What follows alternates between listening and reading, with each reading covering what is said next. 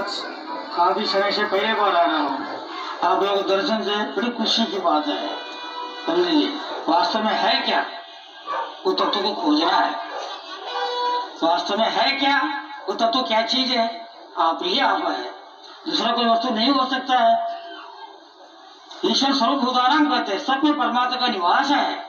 उसका अनुभव करना है, उसकी साधना करना है, उसका अनुभूति करना है, आखिर में हमको मोक्ष प्राप्त करना है। इसी झंझट से दूर होना है। सारे संसार संकट में पड़ा हुआ है, इससे दूर होने क्या साधना है? ईश्वर भक्ति ही साधना है। ईश्वर भक्ति की सिवाय कोई वस्तु नहीं हो जाता है। यदि बंधन से मुक्त होना है, परमात्मा के शरण में जाना होगा। तो परमात्मा कहाँ है? इसकी तो खोज चाहिए, कहीं छिपा तो नहीं हो। ईश्वर कहीं छिपे नहीं है, तुम्हारा अंदर ही निवास है, पर उसको खोज करना बहुत जरूरी है।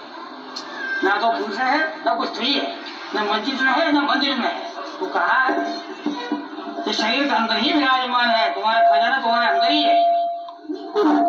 इतने मालूम होना चाहिए। इसलिए ये आने के बाद हमको बड़ा प्रसन्न है। इंद्रप्रस्थ का भी भूमि देख लिया है, गुजरात की भूमि देख लिया है, आप लोगों का दर्शन में आनंद हो गया है।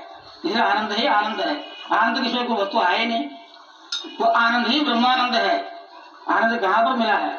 हृदय से मिलता है, इन वस्तुओं में नहीं है। ये तो प्रलोभन की चीज है, ये सब प्रलोभन चीज है, तुम्हारे पसंद वाली चीज है। आनंद तो बड़ी अंदर है, उसका अनुभव करना ही मनुष्य का धर्म है।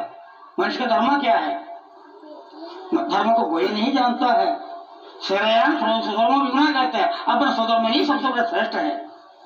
अपनी स्वधर्म क्या चीज है, उसका अनुभव करो। ये तो कोई धर्म है शरीर का? कोई धर्म नहीं है। आत्मा कोई धर्म है? कोई धर्म नहीं है। धर्म से परे है ये, धर्म और कर्म से परे है आत्मा। आत्मा जो है इन कर्मों से बंधन में नहीं है।